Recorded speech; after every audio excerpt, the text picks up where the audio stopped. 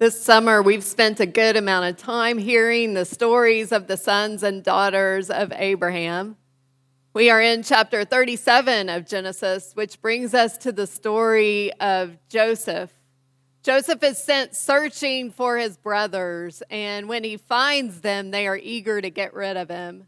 You probably won't be surprised to hear that there is jealousy and deception and trickery in this story.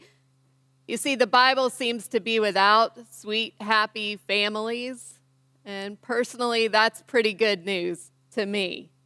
A word or two about the locations or the places that you're going to hear in this scripture passage. Hebron is the place of the family. Hebron is home. Shechem is a place of danger and disaster, and Dothan is even further away than the danger and disaster. This is Genesis chapter 37, beginning with verse 12. Now his brothers had gone to graze their father's flocks near Shechem. And Israel said to Joseph, "As you know, your brothers are grazing the flocks near Shechem. Come, I am going to send you to them." "Very well," he replied. So he said to him, "Go and see if all is well with your brothers and with the flocks, and bring word back to me." Then he sent him off from the valley of Hebron. When Joseph arrived at Shechem, a man found him wandering around in the fields and asked him, "What are you looking for?" And he replied, "I'm looking for my brothers. Can you tell me where they are grazing their flocks?" "They have moved on from here," the man answered. "I heard them say, 'Let's go to Dothan.'" So Joseph went after his brothers and found them near Dothan. But they saw him in a distance, and before he reached them, they plotted to kill him. "Here comes that dreamer," they said to each other. "Come now, let's kill him and throw him into one of these cisterns and say that a ferocious animal devoured him. Then we'll see what comes of his dreams."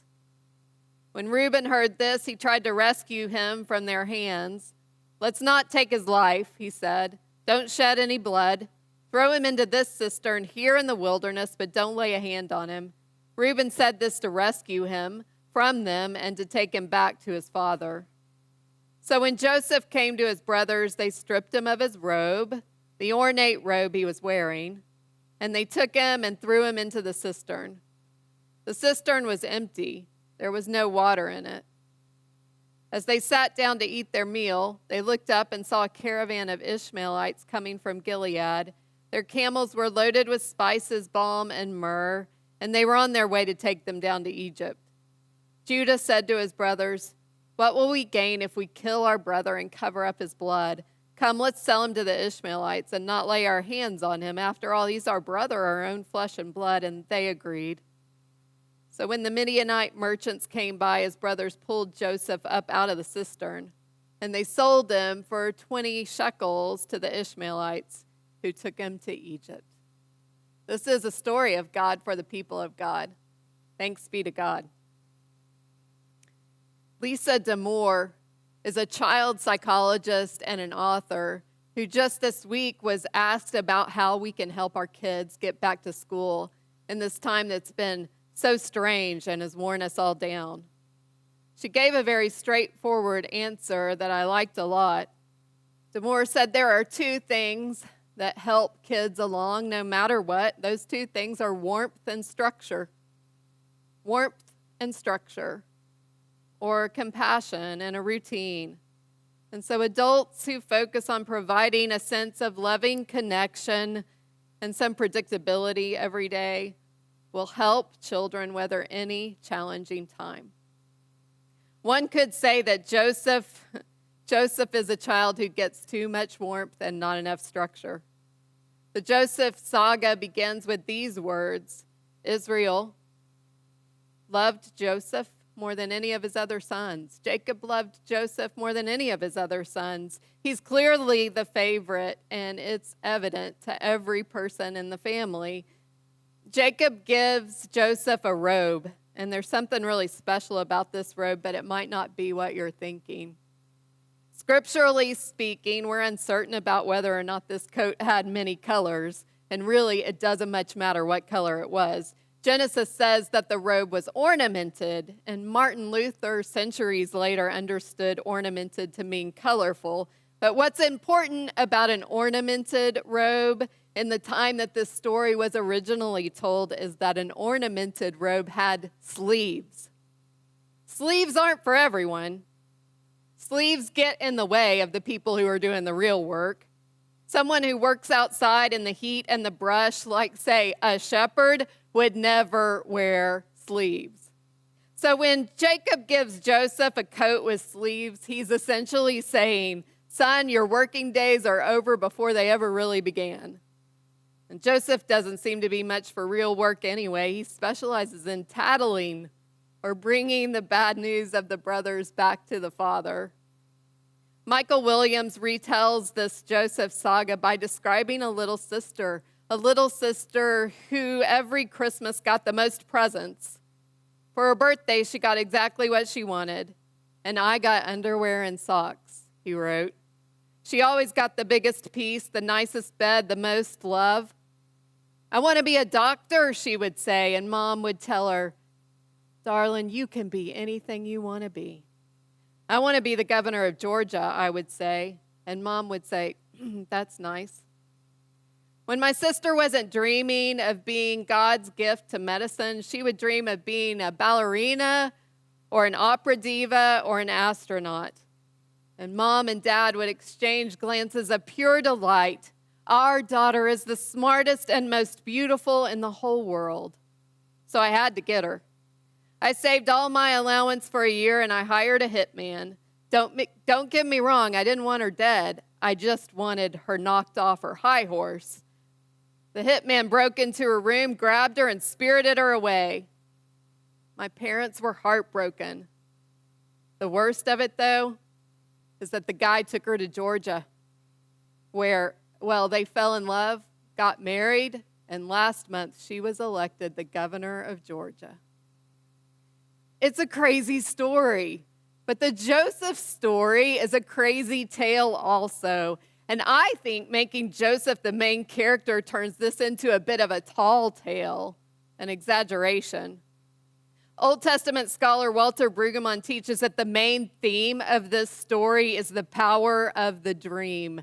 So it is the dream that is to be our focus. And the main character in this story is not Joseph, but it's God. God is hidden in the form of a dream, silent and not visible. Joseph dreams, you see, not because he's the most special, but Joseph dreams because we are all called to dream. We dream. The people of God dream. And I'm not talking about the kind of dreaming that most often happens in my home, filtering through experiences and suppressed thoughts. When the Shelley family talks about dreams early to mid-morning, we're usually laughing and recognizing what we're worried about or too focused on. Theologically, biblically speaking, a dream imagines new possibilities. A dream is not what's behind us, but a dream is about what's in front of us. As John Philip Newell said in our video this morning, God is, the truth is, a living well. God is trying to throw up new ways of relating and moving forward. So we, as the people of God, open ourselves up to imagination and we dream. We dream. When I put my main focus on the dream in Genesis 37, I see that Joseph doesn't quite get it early on. As a young man, he's clumsy and naive and spoiled and self-centered. I really like the way that Robert Alter translates what the brothers have to say when they spot Joseph approaching from far away. The NIV and the NRSV both translate what the brothers say the same way. Here comes that dreamer. But Alter has the brothers assert, here comes that dream master. It's sarcastic. And this sarcasm rings true. I think it's exactly what siblings would do, exactly what they would say given the situation, because the thing about young Joseph is he has the dream all to himself. He recognizes the dream. He retells the dream. He interprets the dream. He does all the work. He takes the whole task of dreaming. onto himself. He can't keep his hands off of it. And dreaming done well, dreaming done right, you see, it's done in community. We dream together. One person receives or recognizes the dream, another retells it, and yet another one or two interpret the dream. The faithful never dream alone. The faithful dream together.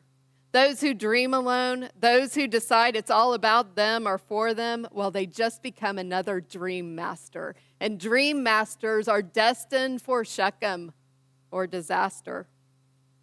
One reason that we dream together, I think, is quite simply it's fun.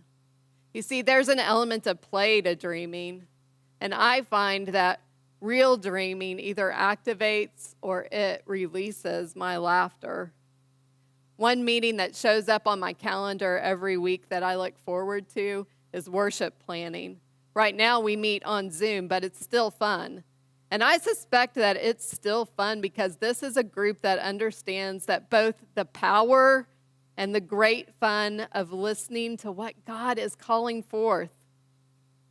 We plan worship together and we almost always laugh, and that should be a relief to you.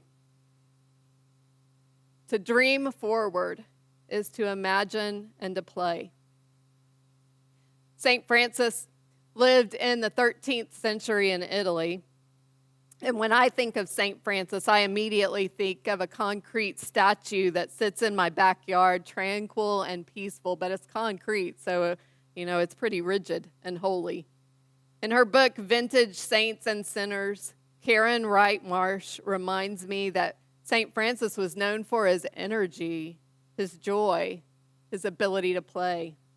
In the piazzas and along the country roads of Italy, Francis and his troupe, they sang and they danced and they entertained. They were known as God's jugglers. They were storytellers, preaching in the sunshine and dancing and entertaining. You see, Francis was not one to plan, and he wasn't one to worry. People were drawn to his generosity and his fun-loving manner, even though his day-to-day life was pretty austere, pretty severe. Francis was the son of a cloth merchant, but he refused to buy clothes. He owned no house, no roof over his head. He slept outside under the stars or on the floor of a chapel. He worked for food, but he refused to accept money for himself. Sound fun? Many people thought so, and they traded their own comforts for his friendship, for his optimism. Even today, 800 years later, there are many Franciscan communities that follow his way of life. Maybe you're thinking what I'm thinking. This is a heck of a time, difficult in so many ways. It just doesn't seem like the right time to imagine and play and dream. It's a decent point. And yet, Ryan Jacobson, Pastor Ryan, reminded me this week that the line of the Messiah can be traced back to two different figureheads, a king, that's the lineage of King David, and a suffering servant. And this is the legacy of Joseph, a suffering servant. From the time we're introduced to Joseph, though he dreams, his dreams reveal a great future, and we'll talk more about that next week. In the end, it's a better future for a great number of people, food for many, not just fame for Joseph. Joseph's story, though, is hard. It's a difficult path of betrayal, prison, and servitude. That's the thing about those who dream. We are the youngest, the powerless, the betrayed, the helpless, the abused. But we imagine and we know that God wants better.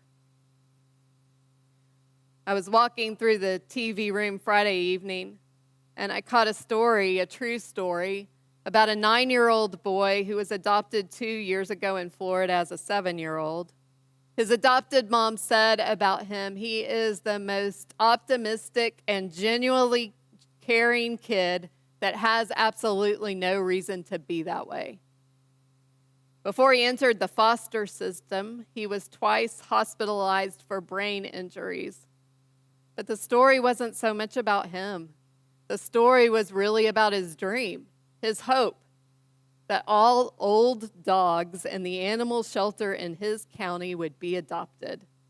He told a reporter, "There's just something about old dogs I like."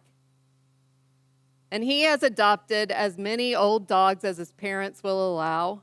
And this 9-year-old has encouraged dozens of adoptions of old dogs around him.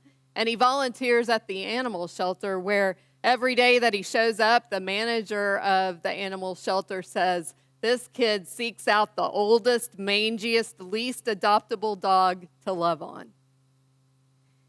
This little boy once told his mom, "I know how it feels not to be loved and cared for. And I don't want any animal of mine to feel that way."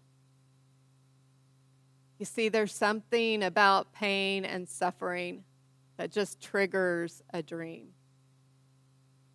May we dream forward together, dreaming some of the best dreams God has to offer. Pray with me. Most holy God and great imaginer, you are a God of possibilities and a God of hope. When we are confronted with hopelessness and limitations and suffering, you offer us a dream and you offer us friends. Lord, we ask that you would activate dreams among us now. Give us the courage to share the burden and the joy of imagination. We seek to create new ways that are pleasing to you. We ask these things in the name of Jesus the Christ, the King and suffering servant. Amen.